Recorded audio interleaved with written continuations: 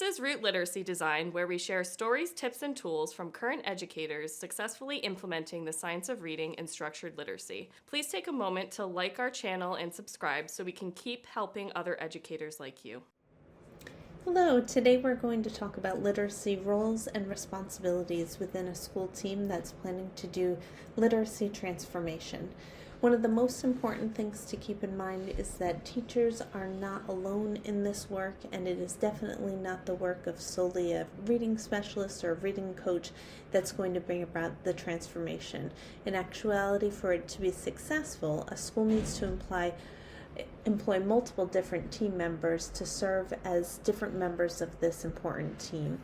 Some of the roles may include the ones that we have featured here to the left: the school director or key chief administrator of the school, director of student services, potentially a literacy coach.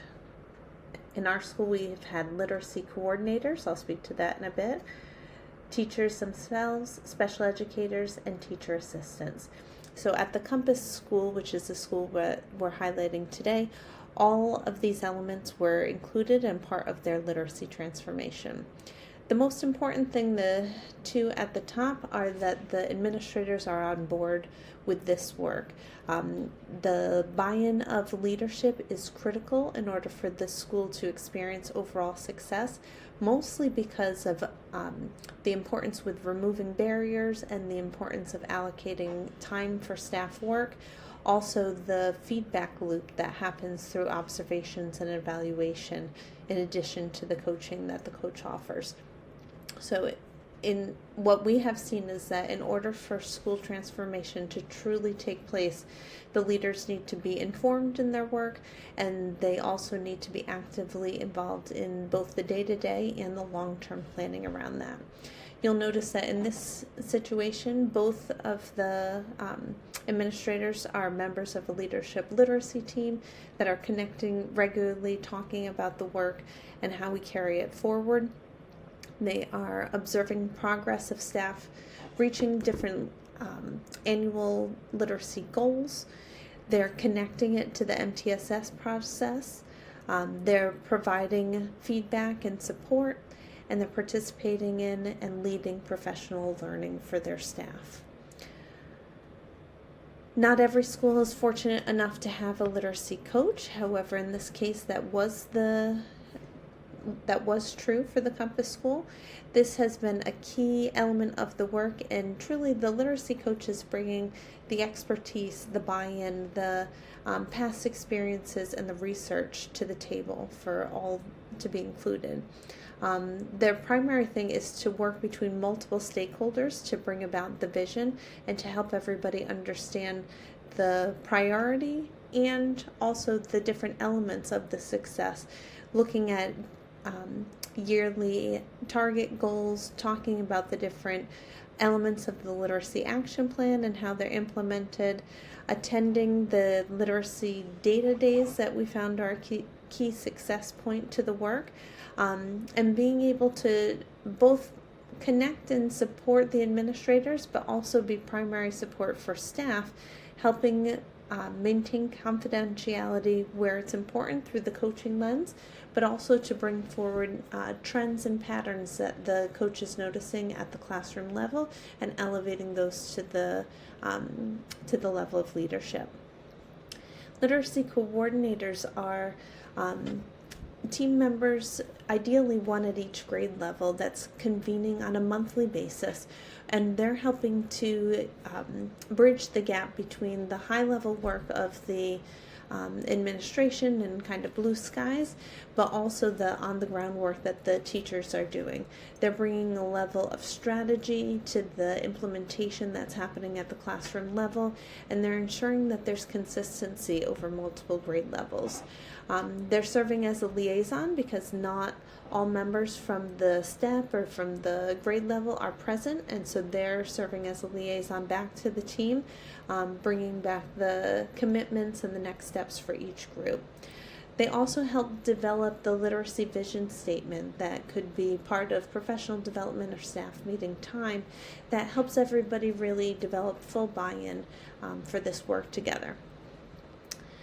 Next, of course, there are teachers that are committed to the work, and they're helping to administer and analyze literacy assessments. They're inputting and tracking student level progress. They're writing PLPs and developing proficiency within the 5 areas of literacy.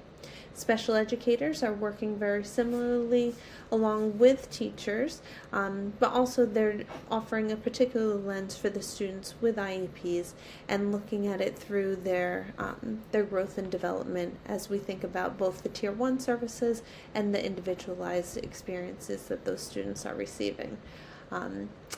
In this case, the special educators are also supporting Tier 3 interventions in addition to the work with students with IEPs, but that's not necessarily the case in every school. That would vary from school to school. One thing that was unique to the Compass Schools approach is that they involved teacher assistants in the process. This first began with training the teacher assistants in the science of reading, also offering them coaching rotations similar to the level of support that teachers were able to engage with in conjunction with the literacy coach. This was a key element because there were so many more teacher assistants that we were able to deploy to the effort. The work that they're providing is a different level than what the teachers and the special educators offer. They were supporting with administering literacy assessments and also leading intervention groups in foundational literacy skills in the areas that they had been trained in related to the science of reading training. Again, in the case of the Compass School, adding the teacher assistant layer helped to really amplify the services that could be provided to all of the students by specializing them more for each student's need and targeting that intervention accordingly by adding additional trained staff to the team of interventionists. So in this case, these were the key roles that we found to be vital to the transformation process, starting with teacher assistants all the way up through the administrators. As you're thinking of your own school, your approach might vary based on the different folks that you have identified on your team. One thing that I would add that's actually not listed in this particular chart is that the Compass School also trained their specials teachers, some on different levels. All of them were trained in literacy across the content areas, but one of the staff members that teaches art also happened to be trained in the foundational skills for literacy. That just added another layer of intentional and in-depth support to the literacy approach of the school. As you're thinking of your own team and deciding who you might tap to be part of your success, you might choose to borrow this template that we've created. You're welcome to make a copy of it. It's available at the free tools element of the Root Literacy Design website. You would just insert your logo here, identify the different roles that you have within your own school, and outline the responsibilities for each role. We found that it is key to have clarity among all of the team members about whose role entails what. We also recognize that you might start out with an aspirational list and then need to go back and fill with different training opportunities in order for people to be able to execute the roles that you have identified for them. With that, thank you so much for joining us today, and we hope that you enjoyed this walkthrough of the Literacy Roles and Responsibilities tool. Thank you so much for your engagement.